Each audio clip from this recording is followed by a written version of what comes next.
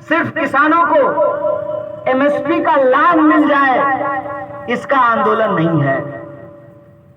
ये विनती करते हुए इसलिए मैं कह रहा हूं कि इस आंदोलन के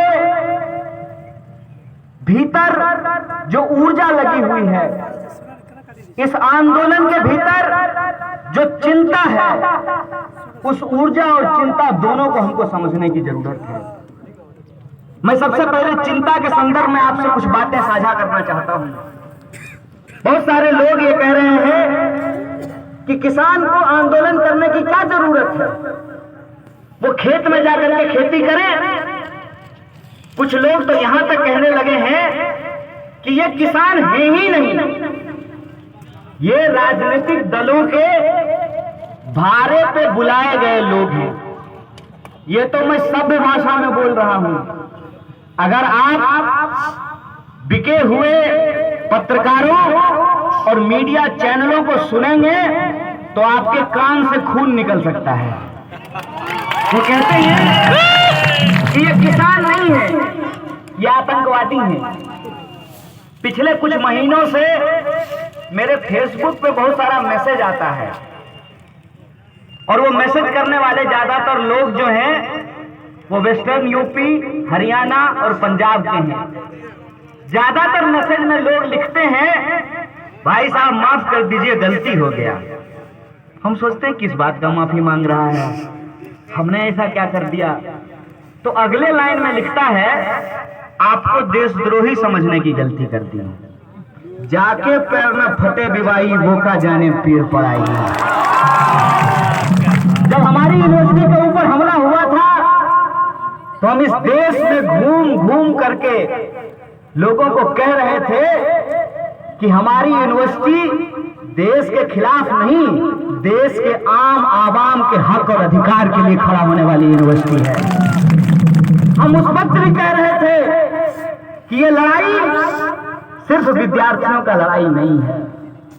हम उस वक्त भी कह रहे थे कि ये लड़ाई एक विश्वविद्यालय को बचाने की लड़ाई नहीं है।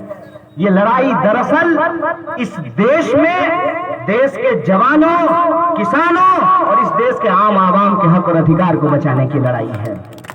याद कीजिए, जब सीए एनआरसी का विरोध हो रहा था उस वक्त भी हम यही कह रहे थे कि यह सिर्फ मुसलमानों का आंदोलन नहीं है। और आज जब किसानों का आंदोलन हो रहा है तब भी मैं आपसे यही कह रहा हूं कि ये सिर्फ किसानों का आंदोलन नहीं है, ये इस देश के आम और आवाम के हक और अधिकार को बचाने की लड़ाई है। और जब मैं ये बात कहता हूं तो इसके पीछे एक तर्क है, इसके पीछे एक दावा है कि मैं ऐसा क्यों कहता हूं। मैं पहली शुरुआत करना चाहता हूं अपनी यूनिवर्सिटी से। हमारी यूनिवर्सिटी में जो आंदोलन हुआ, उस आंदोलन में हम क्या मांग रहे थे?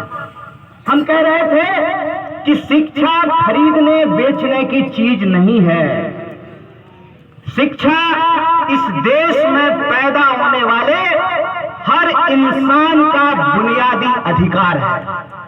हम कह रहे थे कि आपको जितनी परीक्षा लेनी है ले लीजिए, आपकी इच्छा हो तो अग्नि परीक्षा ले लीजिए, लेकिन अगर हमारे भीतर काबिलियत है तो हमको पढ़ने लिखने का अधिकार होना चाहिए।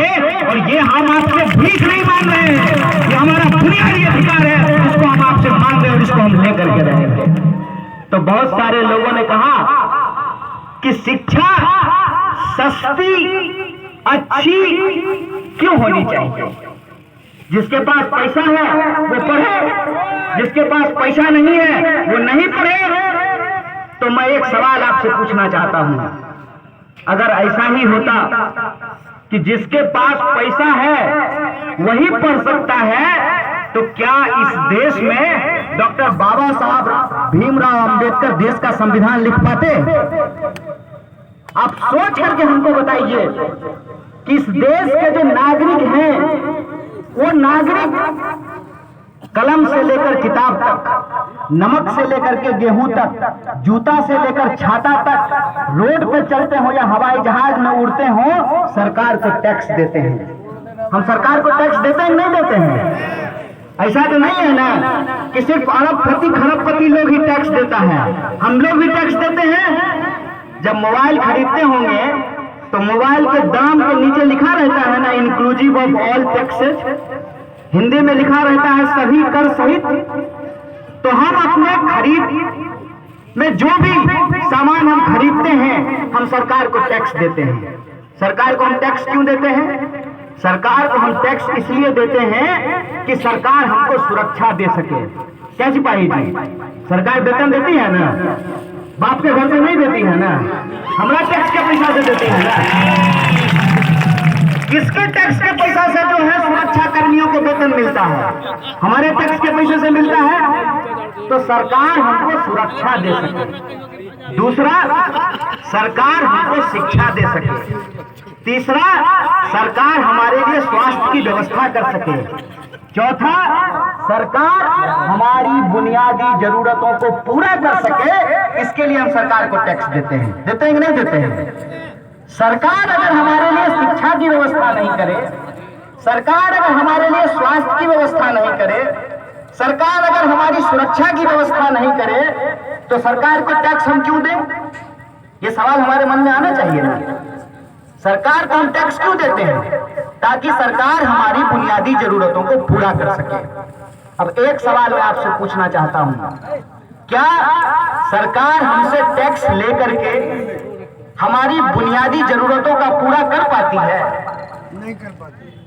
क्या हमारी बुनियादी जरूरतों को पूरा करना सरकार की जिम्मेवारी है कि नहीं है? तो सरकार का विरोध करना देशद्रोह कब से हो गया? प्रधानमंत्री देश है, भाजपा देश है, सरकार देश है। क्या नरेंद्र मोदी से पहले इस देश का कोई प्रधानमंत्री नहीं बना था? क्या भाजपा से पहले इस देश में किसी की सरकार नहीं बनी थी? तो सरकार का विरोध करना कब से देशद्रोह हो गया है? ये एक साजिश है। क्या साजिश है वो आप समझ लीजिए। गांव में अगर किसी विधवा की जमीन कब्जा करना हो तो पहले उस विधवा को बदचलन साबित किया जाता है, पहले उस विधवा को गायन साबित किया जाता है। फिर जब उस विधवा की जमीन कब्जा कर ली जाती है तो उस विधवा की बात न थाने में सुनी जाती है, न मुखिया सुनता है, न सरपंच सुनता है, न एमएलए सुनता है, न मंत्री सुनता है, और उस विधवा की जमीन कब्जा कर ली जाती है। आपको नहीं लगता है कि जेएनयू के विद्यार्थियों के साथ यही बर्ताव किया गया? ये बोल करके कि जेएनयू के विद्यार्थी देश को तोड़ना चाहते हैं। क्या भाई, कुरकुरे का पैकेट है? देश हमारा कुरकुरे का पैकेट है कि हलवा है कि चम्मच लेंगे उठा करके खा लेंगे? जो तरीका उन्होंने जेएनयू के साथ अपनाया था वही तरीका उन्होंने इस देश के भीतर जो सीए एनआरसी का विरोध कर रहे थे उनके साथ अपनाया कि नहीं अपनाया? उनको देशद्रोही बोला कि नहीं बोला? उनको आतंकवादी बोला कि नहीं बोला? और वही तरीका ये आज देश के किसानों के साथ अपना रहे हैं कि नहीं अपना रहे हैं? तो हमारी बारी आई थी, तुम्हारी बारी आई, और पुलिस वाले याद रखिएगा आपकी भी बारी आएगी। चिंता चलाते हैं आप हमारे ऊपर, याद रखिएगा ये सरकार जब आपका पेंशन बंद कर देगा ना तब आपके लिए बोलने वाला कोई नहीं होगा। याद रखिएगा ये ऐसे लोग हैं जो इस देश के आम आवाम को आपस में लड़ा करके इस देश को बेचना चाहते हैं। इस बात को आप अपने दिमाग में डाल लीजिए। इस देश की एक इंच जमीन को अपने मालिकों के हाथ में गिरवी रख देना चाहते हैं। भाजपाई लोग, हमको इंतजार है इस बात का सर, हम आपको बता रहे हैं। अभी पंजाब हरियाणा का लोग हमको मैसेज करके बोलता है कि सर गलती हो गया। भाजपाई रोते रोते मेरे पास आएगा, कहेगा सर गलती हो गया, आपका बात नहीं करेंगे। हम इंतजार कर रहे हैं उस दिन को, आपको हम बता देते हैं। हमको मोदी जी से कोई दुश्मनी है क्या? हमको इतना फुर्सत है? माँ बाप इसीलिए हमको पढ़ाया लिखाया, माँ बाप हमको इसीलिए पीएचडी कराया कि हम प्रधानमंत्री से दुश्मनी पालते चले? हमको इतना फुर्सत है कि हम अमित शाह से इतना दुश्मनी करें? अमित शाह के बेटा को देखे हैं कैसा लगता है? मेढक मत बोलिए। किसी भी इंसान के ऊपर व्यक्तिगत टिप्पणी नहीं करनी चाहिए। कभी उसको कोई मेढक कह देता है, कभी सुअर बोल देता है। एक बात हमको बताइए, अरे हमारे पिताजी गृह मंत्री थोड़ी हैं कि हम बीसीसीआई का सेक्रेटरी बन जाएंगे। जया साहब के पप्पा देश के गृह मंत्री हैं, तो वो बीसीसीआई के सेक्रेटरी बन गए। हम तो गरीब घर में पैदा हुए हैं, हम तो पढ़ाई लिखाई करेंगे, नौकरी करेंगे, नेतागिरी करने का फुर्सत है हमको। प्रधानमंत्री जी से कोई व्यक्तिगत दुश्मनी नहीं है। दिक्कत यह है कि हम आपके टैक्स के पैसे से इस बात को पढ़ लिख करके समझ गए कि ये आदमी देश का चौकीदार नहीं है, ये अंबानी का दरबार है। इस बात को हम समझ गए कि ये जब भी कहता है देश नहीं झुकने दूंगा, हम समझ जाते हैं कि देश को बेचने का नया तैयारी शुरू कर। एक बात हम सोच करके बताइए, कहते हैं कि किसानों की भलाई के लिए कानून लाए हैं। आए बाप, कैसा भलाई है कि किसान कह रहा है नहीं बाबूजी हमको ही भलाई नहीं चाहिए, माए बाप अपना भलाई अपने पास रख लीजिए। जबरदस्ती कर रहे हैं, हम अपना भलाई करवे करेंगे। थोड़ा मामला समझ लीजिए कि क्या है। कहते हैं कि विपक्ष का नेता लोग भड़का दिया किसान को। भारी बुड़वक आदमी है जी। विपक्ष का नेता अगर जनता को भड़का सकता है तो बोलिए आपका वोट लेकर के प्रधानमंत्री नहीं बन जाते हैं। विपक्ष के नेता का बात कौन सुनता है? बात तो लोग मोदी जी का सुनता है। कभी मन का करते हैं, कभी दिल का करते हैं, कभी आसमान का, कभी पताल का। देश तो प्रधानमंत्री को सुनता है। चापलूसी करते करते कोई पत्रकार इतना दूर निकल जाता है कि देश का सबसे लोकप्रिय नेता नहीं बोलता है, विश्व का सबसे लोकप्रिय नेता बोलता है। अरे ठीक है, विश्व के सबसे लोकप्रिय नेता जब इस देश के प्रधानमंत्री हो तो वो अगर एक बात आकर के बोलेंगे और नहीं बोलेंगे तो रो देंगे, जनता तुरंत उनकी बात को समझ जाएगी। एक सवाल जो वो बोल रहे हैं बार बार कि किसान नहीं समझ रहे हैं, तो आप समझा दीजिए। आप अपने कृषि मंत्री को नहीं समझा पा रहे हैं और कह रहे हैं कि देश के किसान नहीं समझ रहे हैं। जब कोई भाजपाई आपको पान के दुकान पर मिले और आपको कहे कि कृषि कानून बहुत अच्छा है, तो कहिए हाँ अफसोस इस बात का है कि आपका कृषि मंत्री नहीं समझ पाई थी। याद है कि नहीं है? कृषि मंत्री इस्तीफा दे चुकी हैं। जब ये कृषि कानून आया तो इसके विरोध में वो एनडीए की कृषि मंत्री थी, कांग्रेस की कृषि मंत्री नहीं थी, वो इस्तीफा दे दी है। याद है कि नहीं है? शॉर्ट टर्म मेमोरी लॉस नहीं हुआ है ना, तो याद कर लीजिए। हम लोग देश के किसानों को नहीं भड़का रहे हैं सिपाही जी, सरोगा जी आप भी सुन लीजिए। देश के कृषि मंत्री ने कृषि कानून के विरोध में इस्तीफा दे दिया। बोलिए क्यों? क्या उनको भी समझ में नहीं आया? कानून जब लिख रहे थे तो कृषि मंत्री को कान में घुट्टी ठीक से नहीं पिलाए थे, क्यों इस्तीफा दे दिए? दूसरा बात जो बहुत जरूरी है, ये कहते हैं कि ये कानून हम इसलिए ला रहे हैं ताकि किसानों की भलाई हो, उनकी आमदनी दुगुनी हो। तो उस संबंध में एक बात आपको बता देता हूं। बिहार में 2006 में मंडी समाप्त कर दिया गया। क्या बोल करके कि मंडी समाप्त कर देंगे तो किसानों का भलाई हो जाए। आप लोग किसान हैं ना?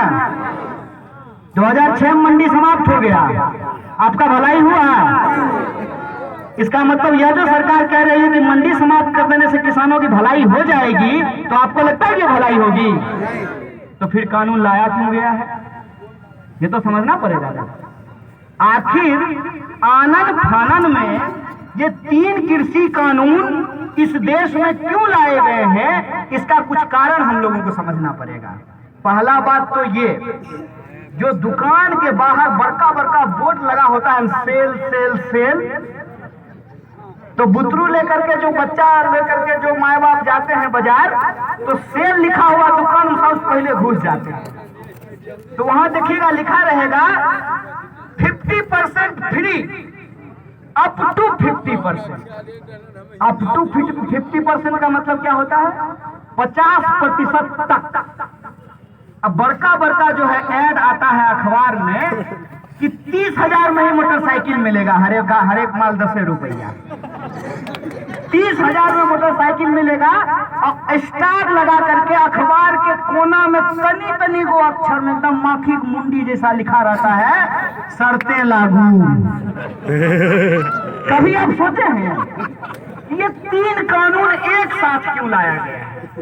अरे किसानों की भलाई करनी थी तो एक को कानून ला करके एकदम भरपेट भलाई कर देते किसान का। ये 3 कानून साथ में क्यों लाया गया है? असल खेल यहीं पे है। पहला कानून में ये कह रहे हैं कि मंडी समाप्त कर देंगे। दूसरा कानून में कह रहे हैं कि किसानों के खेत को ठेका पे दे देंगे। और तीसरा कानून में ये कह रहे हैं कि अब एसेंशियल कमोडिटी मतलब आवश्यक वस्तुओं की भी काला बाजारी जायज होगी। समझे? अब समझ लीजिए खेला। पहला में कह रहे हैं कि मंडी समाप्त हो जाएगी, मतलब एमएसपी की गारंटी करना सरकार की जिम्मेवारी नहीं है। प्रधानमंत्री जी आए, वहां समेट करके पार्लियामेंट में बोले एमएसपी था, है और रहेगा। हे गुरुदेव, लिख दीजिए एक लाइन कानून में, क्या दिक्कत है? एक लाइन कानून में लिख देने में क्या दिक्कत है? प्रधानमंत्री जी के शब्दों में कि एमएसपी था, है और रहेगा, क्यों नहीं लिख रहे हैं? यहीं पे खेल है। खेल ये है कि मिनिमम सपोर्ट प्राइस है, ये मिनिमम सेलिंग प्राइस नहीं है। जूता के दुकान में जब आप जाते हैं तो आप जूता का दाम तय करते हैं कि दुकानदार तय करता है? बोले कौन तय करता है? किसान अपने फसल का दाम तय कर सकता है? क्यों? टमाटर आप अपने खेत से तोड़ लीजिएगा। हम फैशनेबल के सामने हैं गुरु, हम खेती किसानी देखे हैं। टमाटर आप अपने खेत से तोड़ लीजिएगा, बाजार लेकर के जाइएगा, बाजार में जो आपको कीमत मिलेगा उसी कीमत पे आप बेच करके लाइएगा। आपके पास कोई उपाय है? टमाटर को कितना दिन आप घर में रख सकते हैं? टमाटर जो है काला धन तो नहीं है कि उसको गद्दा के नीचे रख देंगे 4-5 साल के लिए, नहीं रख सकते हैं ना। तो टमाटर का दाम हम नहीं तय करेंगे। टमाटर का दाम कौन तय करेगा? खरीदने वाला तय करेगा। इसीलिए सरकार ने एक कानून बनाया था जिसके बारे में पूर्व कृषि मंत्री आपको बता रहे थे कि मिनिमम सपोर्ट प्राइस तय किया गया कि जिसको खरीदना है खरीदे, कोई दिक्कत नहीं है, लेकिन मिनिमम सपोर्ट प्राइस से कम